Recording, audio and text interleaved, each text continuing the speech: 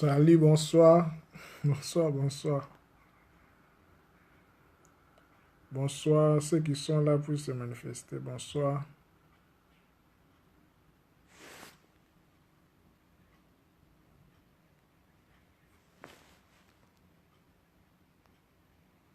Hello, bonsoir mon frère Ange Isual. Quelle surprise. Bonsoir, bonsoir. Comment vous allez? Je pense que vous allez bien.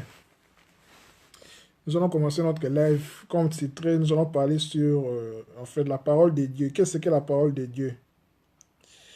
En attendant que d'autres personnes, j'espère, qui vont entrer et puis nous allons débuter notre live en fait. Ouais, notre exhortation sur qu'est-ce que la parole de Dieu.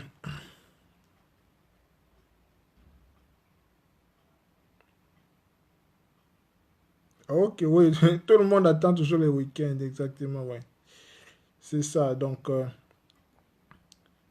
voilà quoi. Donc si une personne aussi veut en fait entrer en conférence pour qu'on partage en fait sur les thèmes, qu'est-ce que la parole de Dieu, parce que oui, c'est un sujet qui prête beaucoup à confusion aussi, parce que je trouve, selon la conception de beaucoup de personnes, ils limitent en fait la parole de Dieu par un livre. Peut-être que je vais choquer beaucoup de gens, mais au travers de cette vidéo, nous allons décortiquer et puis nous allons essayer de comprendre en fait qu'est-ce que la parole de Dieu. Pour ceux qui veulent intervenir, pas de problème, vous pouvez m'envoyer une invitation pour que je vous fasse entrer sur les lives. Voilà. Qu'est-ce que la parole de Dieu? Voilà. Bonsoir maman Esther Abigail. Waouh, quelle surprise. Si vous voulez entrer en conférence pour qu'on partage sur la parole de Dieu en fait, nous allons en fait décortiquer, expliquer en fait qu'est-ce que la parole de Dieu. Est-ce que la parole de Dieu c'est la Bible, comme beaucoup de personnes en fait le pensent? Vous voyez? Donc est-ce que la parole de Dieu peut se limiter seulement à un livre? Vous voyez? Je me demande aussi, avant que la Bible apparaisse, qu'est-ce que les gens qui vivaient avant la Bible faisaient? Ne connaissaient-ils pas la parole de Dieu?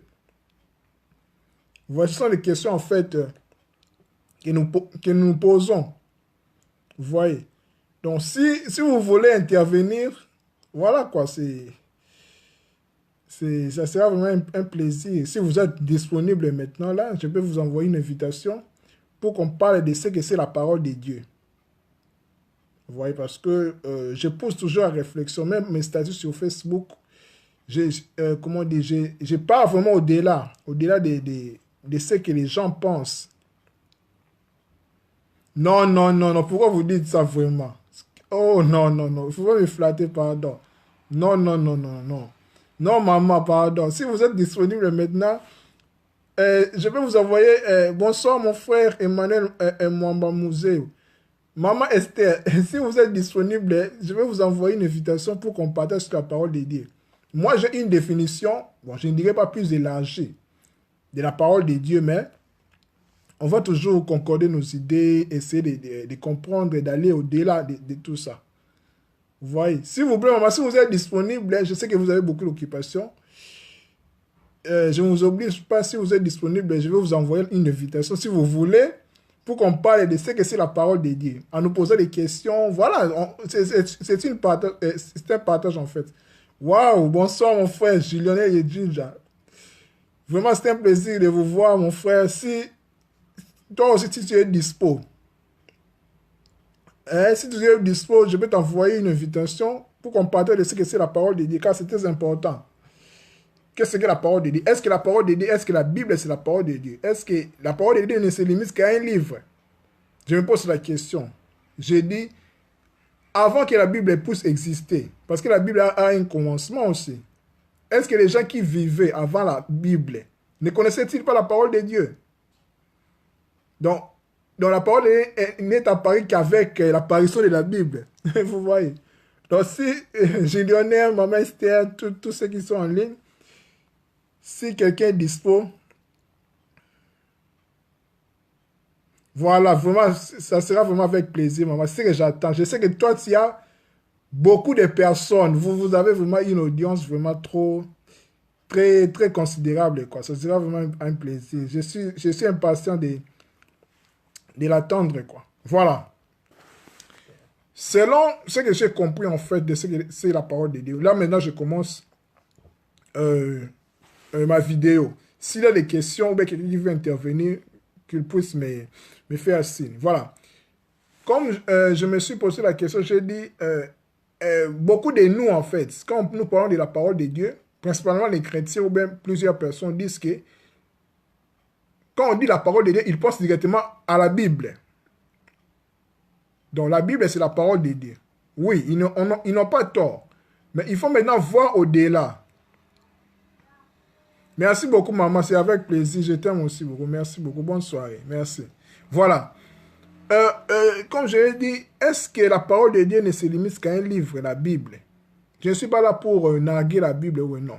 Je ne fais que réfléchir, en fait. Est-ce que la parole de Dieu ne peut se limiter qu'à un livre? Un livre de 66 livres, voilà, parce que la Bible est une bibliothèque de livres. Vous voyez?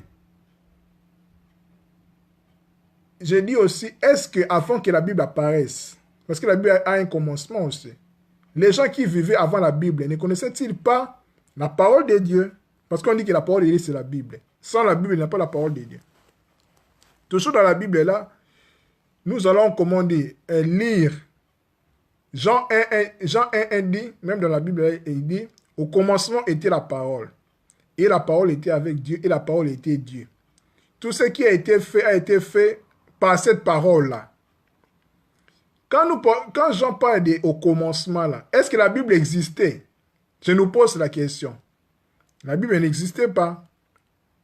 Vous voyez, bien que ce passage est dans la Bible, mais quand Jean, en fait, sous l'inspiration du Saint-Esprit, parlait de cette vérité-là, la Bible n'existait pas.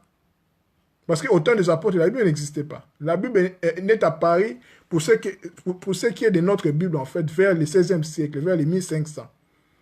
Qu'on a confectionné la Bible avec des chapitres, que les versets, donc cette Bible-là qu'on a maintenant là, avec tant de versions, a été conçue vers le 16e siècle, vers les 1500. Vous voyez?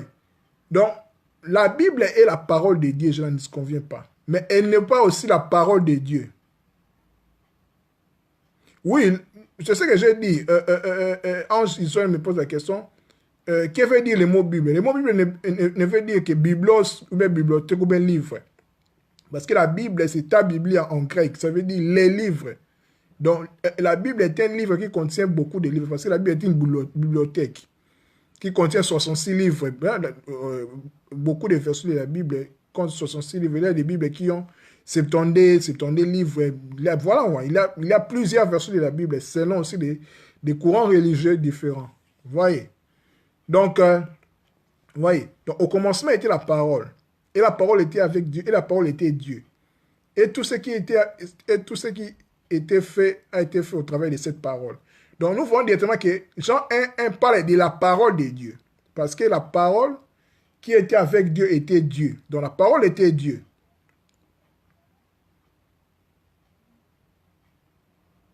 Oui, voilà, les babes, oui, lèvres, je vois lèvres, c'est le cœur, voilà. Voilà, un mot peut avoir beaucoup de significations, je n'en disconviens pas, oui. C'est toujours la même chose, ce sont comment dire, les métathèses, en fait, des mots, tout ça, voilà.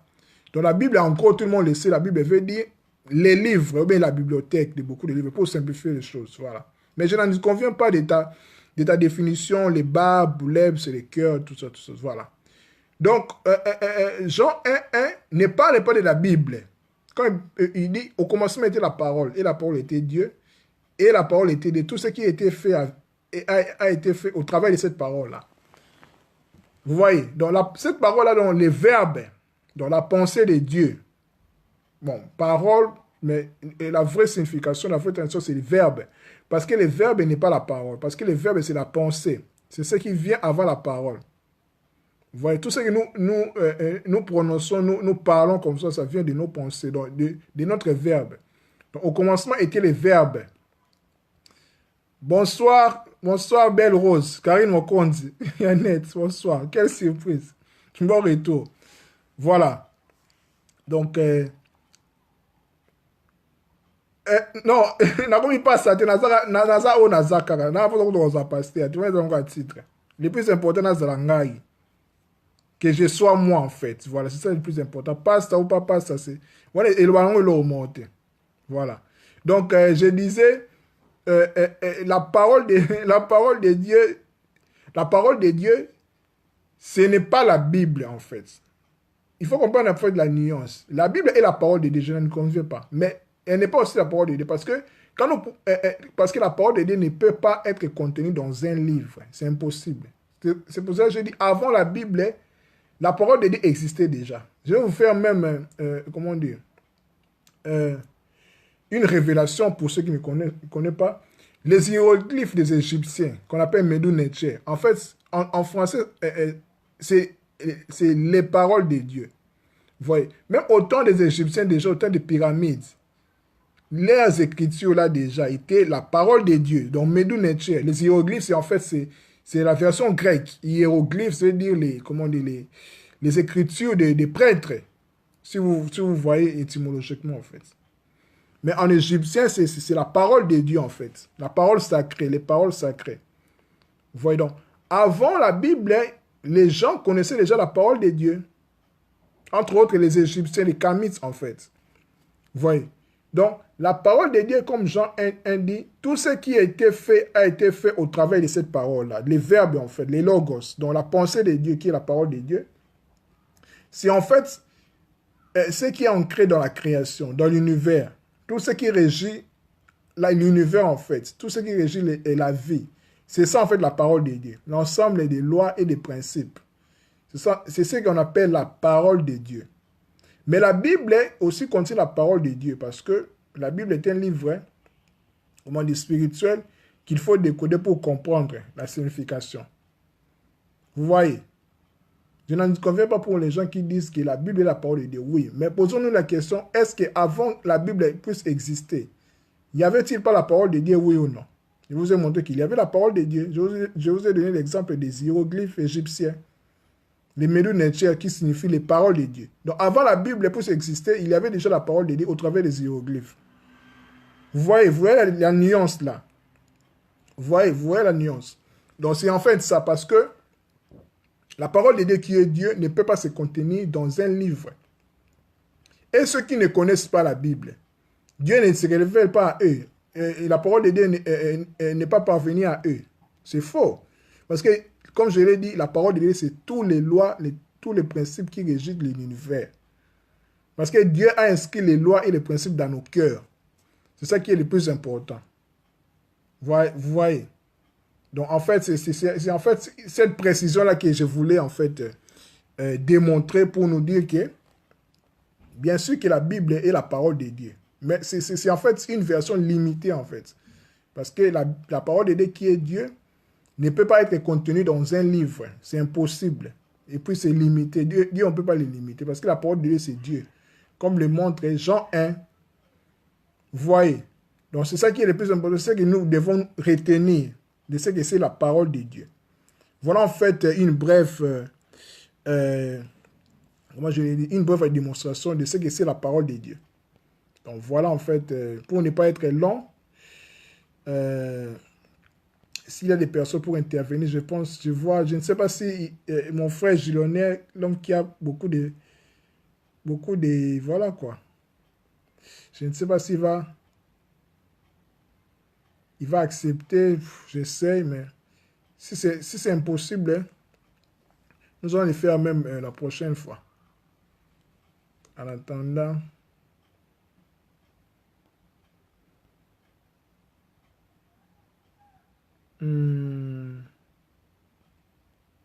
Donc voilà quoi.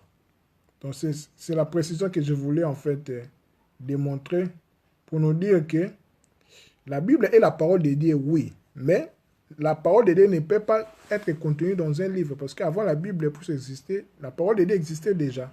Je vous ai donné l'exemple des hiéroglyphes avec les Égyptiens. Ils connaissaient déjà la parole de Dieu parce que la parole de Dieu régit toute la création. les lois et les principes de l'univers, c'est ça la parole de Dieu. Ça, sa volonté, en fait. Vous voyez. Mais nous pouvons les retrouver dans les différents livres sacrés, dits sacrés, la Bible, les Corans. Voilà quoi. Les livres hindous, tout ça, tout ça. Donc, parce que Dieu n'est pas chrétien. Voilà. Ça peut choquer les gens, mais Dieu n'est pas chrétien. Moi encore, Jésus, il n'était pas chrétien. Donc, vous voyez. Donc, c'est ça, en fait, que je voulais préciser.